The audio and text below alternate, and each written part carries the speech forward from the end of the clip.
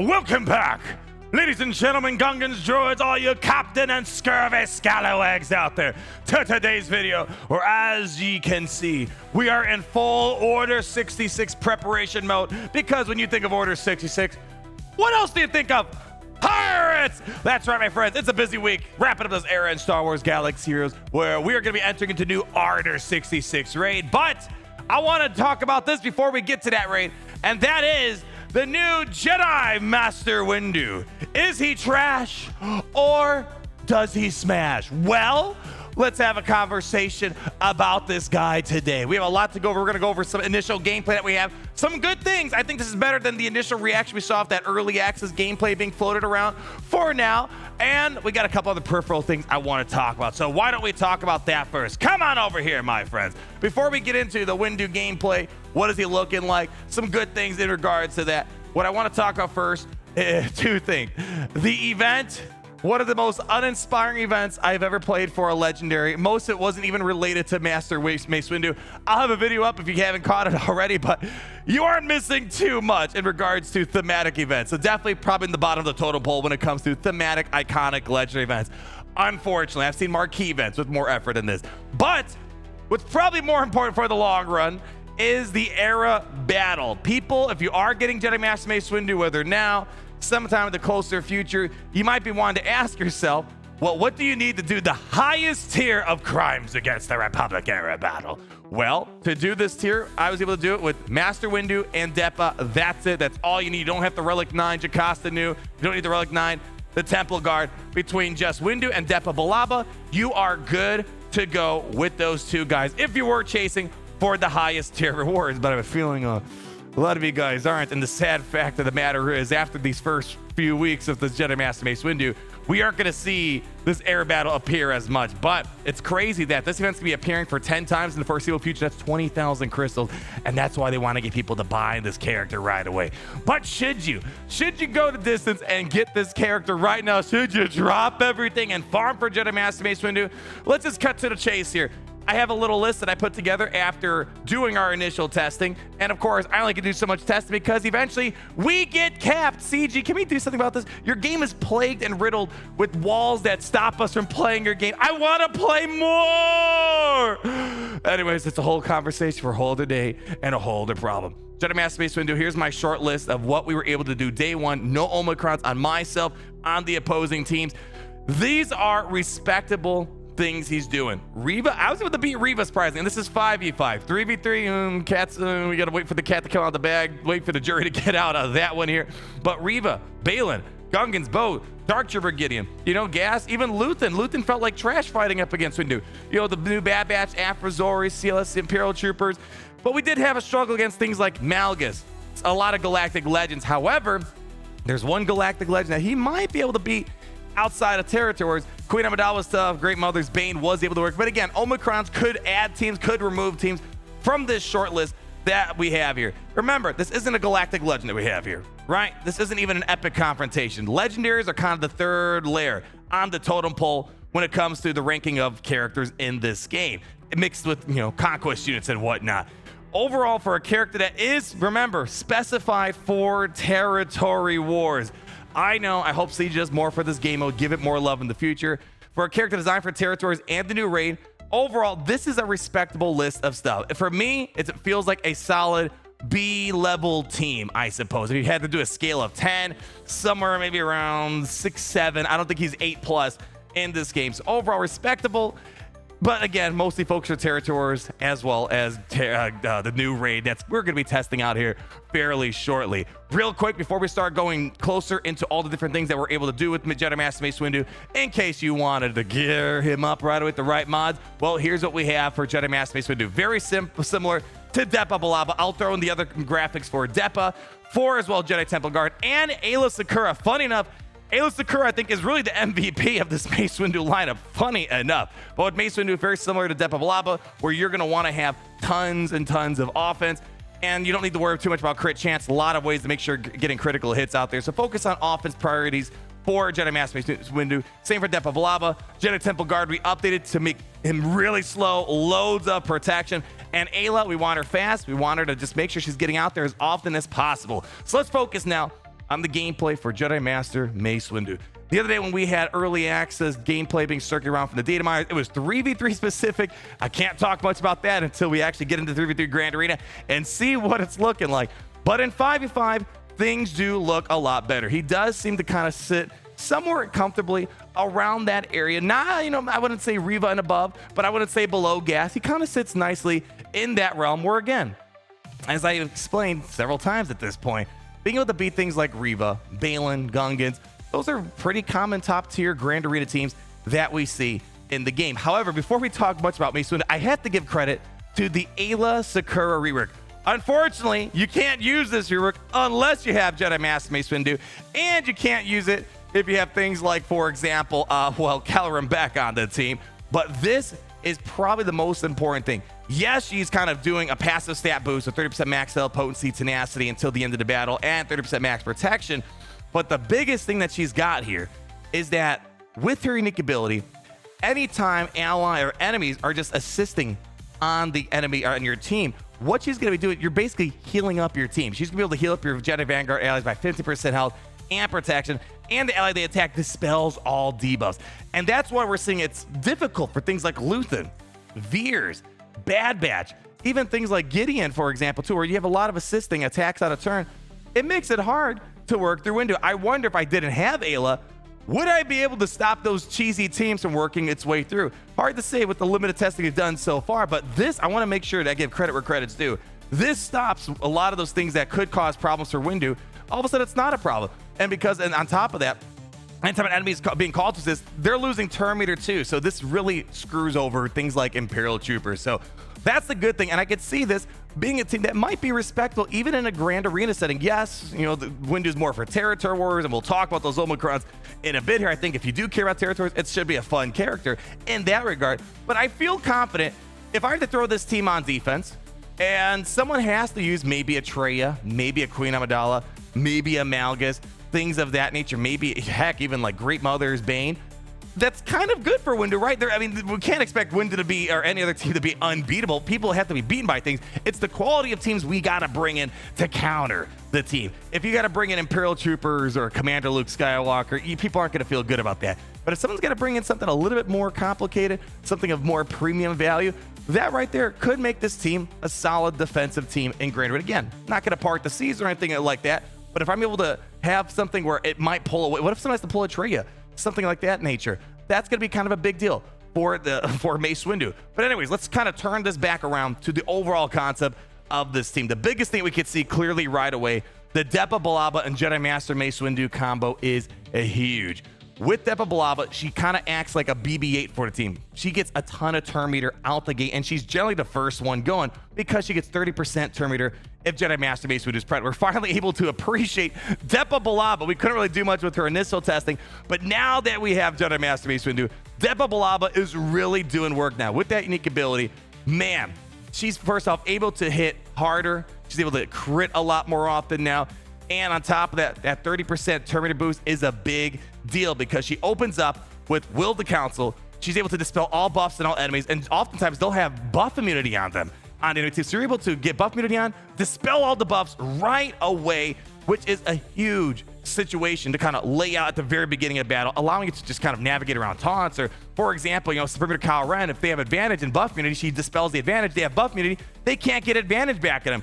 Pretty nice stuff right there, right? And when she does this, she's able to give foresight to herself and Mace Windu, and generally the enemy team in some way, they're going to accidentally or intentionally get rid of the foresight on her, and then she's going to get 100% turn meter and take another turn and go straight into her ability, Vapod Discipline. So she feels a lot better now that Mace Windu is present on the team, and she's able to call Mace Windu to assist. So overall, we're seeing Depa Billaba actually be a more engaged member of the team. She hits pretty decently, especially when you start getting offense up on a team. All these different shatter points, all these different vulnerable, all these stacking critical damages and offense throughout the team. So it's good to see that Depa Billaba is doing work. But with Jedi Master Mace Windu, the picture starts coming together finally. Where again, unfortunately, a lot of people are like, oh, can I put Caddy on this team? No, unfortunately. As much as I wish we can, this is a lesson we learned day one with the Jedi Vanguards, where you cannot break up the Jedi Vanguard team. If you do, you're going to lose so many layers to this team. It's probably one, I have to think a little bit harder on this, but it feels like this team might be the most conditioned team in the game. It needs to be full Jedi Vanguard, and if you don't, then and then even at times, Ayla, you can't have Jedi Vanguard attacker leads on the team too, so you can't bring in things like Caloran Beck. But I digress. The biggest thing with Windu that we're seeing finally is the whole investigation concept. When you get investigation, eventually it leads up to revealed, and you start unlocking a lot of additional benefits, like being able to have minus 35% critical damage. You can't stealth, can't attack on a turn, and you're just exposed, like almost it feels like you're always exposed. And then on top of that, you're able to ignore taunt effect. It's great. So it feels like at times it takes a little bit to build up these investigation stacks, but anywho, whenever an enemy attacks at a turn with at least 1 stack investigation, you blind them, which is great, and they get another stack investigation. So you need to get it on them. You want them to attack on a turn to really build that up. And if all allies are Jedi Vanguard, this is big. And I know territory battles isn't really the most important metric in the game, but I went into territory battles. This was great on the solver lead. If all allies were Jedi Vanguard at the start of the battle, defeated enemies can't be revived. I was on the Braca level, and that's when you have like the tons of troopers that just keep reviving. He shuts that down right away. Then this right here is probably one of the most important thing that also stops other cheese level things. Like, for example, Moff Gideon requires revives to keep going. You don't get that here. Dr. Rafa, she requires revives. You don't get that. Being able to stop revives when they're defeated is a big deal. And whenever a Jedi Vanguard ally uses the ability on their turn while no other enemy has a stack of investigation, you gain a stack of investigation on them. So it feels like it takes a little bit, but once you kind of get that investigation on, you kind of want the enemies to start attacking out of turn, and then they become revealed, and then that's when things kind of spiral. And of course, it gets a little bit better once you get into territories with the Omicron, but again, we'll focus on those Omicrons in a little bit. Other things that are awesome with this team, Mace Windu does have some pretty good damage, especially in that air battle. I know it's not the bench strike for everything. Mace Windu and Depa Billaba, they were nuking massive damage. I couldn't quite see consistently 400,000 damage like that air battle, but we were still getting some good stuff here. On the hammer of Ryloth for the target enemy was revealed, you get to call all Jedi Vanguard allies to assist. So it takes a bit to build up that investigation, it feels like, into reveal. But when you do get it, you really unlock these powerful sub-level things here. Being able to dispel all debuffs on all Jedi Vanguard allies is a big deal. Being able to do massive damage to everyone, giving offense up. Again, we're getting some good damage here. Depa and Windu always assisting off one another. Feels really good. And the decapitation strike. I'm a bit disappointed that this kit doesn't have an automatic insta-kill for Jango Fett. Would have been cool to have. We kind of have stuff like that inside of territory battles for Geonosis. But with this right here, we have, again, he hits hard. Don't get me wrong, he is an attacker, but he kind of has these great support things with the cleanses. He's got solid tenacity up on top of that, and he's able to apply doubt. The doubt feels good. Doubt shuts down a lot of turn meter heavy things out there. And on top of that, enemies who already had stack investigation, they gain a stack as well. So again, it builds up a little bit. You got to get it on someone. You got to get them to attack on a turn. You got to go ahead and use this on them, this decapitation strike. And if the target was the reveal, this damage is tripled. So it almost feels like not quite insta-kill, but it kind of gets to that point. And then you have the unique ability, the arrest warrant. I didn't get to see it too often, but sometimes I saw the low morale, especially when I was trying to fight Mace Windu. Sometimes like my Veers would get blown up right away, and if all allies were Jedi Vanguard at the start of battle, whenever the enemy in the leader slot is defeated, inflict all enemies of low morale, which can't be dispelled, blah, blah, blah, blah, blah. And I think the other thing, this is probably the other big thing, if all allies are Jedi Vanguard, so again, if you throw in things like Caddy Anakin, actually Mace Windu hates Anakin on this team, but that's a whole other thing. This was a big thing. All allies, if they're Jedi Vanguard at the start of battle, whenever an enemy dispels any debuffs, Mace Windu dispels any debuffs on himself and inflicts buff immunity on them for 1 turn. So, for example, Jabba the Hutt. I couldn't beat Jabba the Hutt, but this was a really good setup. Jabba the Hutt often likes to cleanse at the very beginning of the battle. Mace Windu can then apply buff immunity on the entire team. And between Jocasta Nu having a buff the spell, then you have things like Depa Billaba, you talk about, she has a buff the spell. You got to be very careful with cleansing on your team. It turns into a massive issue. And that's why, for example, the Gen 1 Bad Batch, they struggle against them because, well, they need defense up. And if you're getting buff immunity, you can't get defense up. So it's really that buff immunity that I think is also a very big deal for this team as well. But overall, there's a lot of other things that we can go over with Jedi Master Mace Windu before we start talking about the territory battle Omicrons and the Zeta recommendations and whatnot. He's not parting the seas. He's not, I would say, the best team of all time. I would not even tell people to drop what you're doing and going from unless you care about the new raid, which is very important for the next year. Your guild would like everyone to have a Mace Windu if they were able to wave a magic wand. We'll find out. I'm assuming he's gonna be the best team for the raid. But beyond that, it's like one of those teams, like he's all right. He's good. I'm assuming he's going to get better in territories. I had a blast at some territories. I know not many people care about actually playing that too, but overall, he just feels all right. And my thing I would tell people, I was worried when I first saw the gameplay for the 3v3 floating around. I was worried he was going to be a Grand Inquisitor type of character. I could safely say he is better than when Grand Inquisitor released. I know, it's okay. That's a great metric, right? Great standard to have right there, my friends. He's good. He's all right. I see myself using him. I think my biggest concern is how we're going to use him in 3v3 Grand Arena. I have some ideas on how I might want to structure it. The problem is, it's like every character kind of feels important on the team. It's not like Afra. It's not like Balin, where you got your core three, right? You got your, you know that they're inseparable. The problem is, everyone kind of feels important on this team. Here's my guess on how it might be split. Ayla Sakura with that unique ability, being able to be anti-attack on a turn, passive cleansing, all the stat boost seems important. Depa Billaba, Windu, they're bros. They're bros till the end. But it feels weird not having Temple Guard on the team. I feel like, I don't know if Jocasta is going to make sense in 3v3 kind of tough, kind of squeeze her in there. Maybe you take Temple Guard and you throw it in place of Ayla. So I think it's probably either going to be this lineup with Windu, Depa Billaba, Ayla Sakura, maybe Temple Guard in place of Ayla Sakura. It's kind of tough. I think we just need to get some play time out there in 3v3 Grand Arena if you wanted to use them for this upcoming week. Now, let's talk about the Omicrons and Zetas. You got them, you got the mods. How far do you want to go into this character? Well, territories, I apply them because I'm a good guildmate. I want to be a team player. A lot of people, when they see a territory character, it's good news to them because that means they could save their Omicrons or something else. That's just how a lot of people see territory Omicrons. But in Territory Wars, by far, I do see this being a character that can beat Jedi Master Kenobi. I'm already seeing some inklings, some possibilities in Squad Arena. Some people are able to get some decent, not like crazy gameplay, but decent gameplay against Jedi Master Kenobi.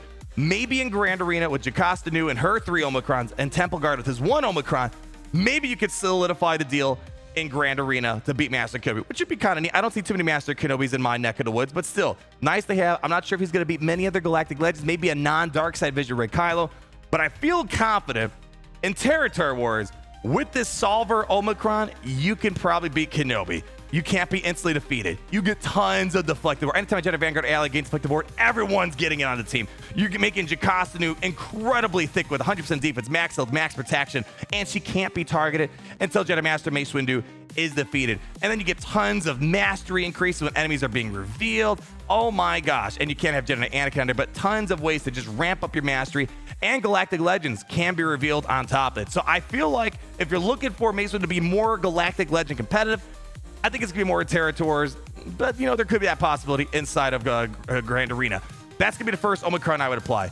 Second one I would recommend is going to be the Arrest Warrant. Here, Jedi Vanguard allies can ignore taunt effects for 1 turn. Only a brief period. Mace Windu gets bonus turns whenever an enemy becomes revealed. You reset the cooldown of his abilities. Mace Windu gets 30% offense and 10 speed stacking whenever revealed enemies are defeated. And then you get a bunch of other good stuff like Windu when he's damaged by revealed enemy. He with at least one stack of investigation, he recovers lots of health per action. He gains Terminator, inflicts him a speed down, which is great. And then of course on top of it, whenever enemies inflict a shatter point, all of Jedi Vanguard allies gain repos. So that's gonna be nice. And then lastly, you have the Hammer of Ryloth. This is good if you want to go all the way, reduce the enemy's defense of all enemies by 20% until the end encounter. And inflict all revealed enemies of healing immunity. Only thing is, again, I'm not getting tons of revealed out there. Maybe it gets better, but when you have this, you get Protect Disruption on them, which can't be dispelled, evaded, or resist, and all enemies who already had a stack investigation gain 2. So I would for sure go Solver first. If you want to make sure the Jedi Vanguard allies and Windu get a lot more interesting stuff going on, go for that Arrest Warrant. But Hammer of Ryloth, if you want to go for this number 2, I won't say no. But for sure, I would recommend the Solver, and then you can kind of decide if Hammer of Ryloth or Arrest Warrant's better. If you want to get more investigation out there, Hammer of Ryloth is going to be incredibly helpful. It kind of gives me a little bit of almost, not quite, Dark Side Vision Ray vibes with her AoE. So you got some opportunities with that right there.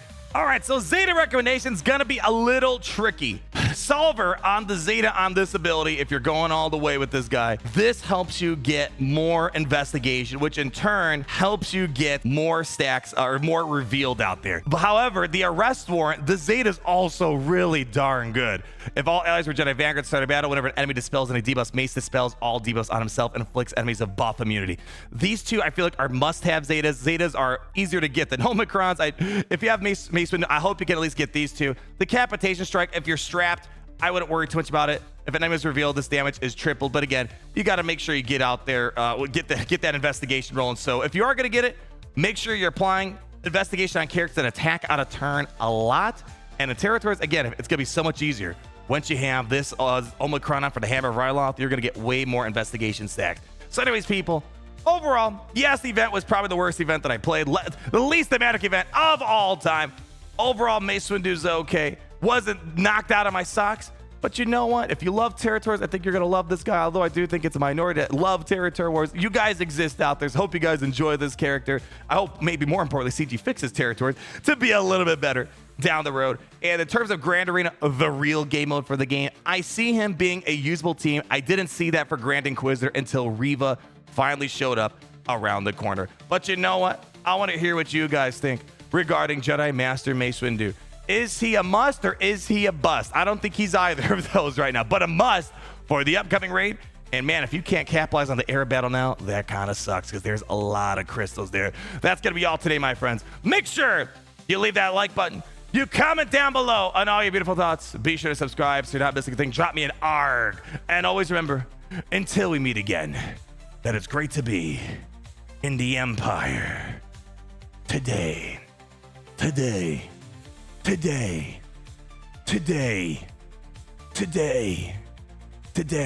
Oh, you're still here? Oh. ARG. Nothing standing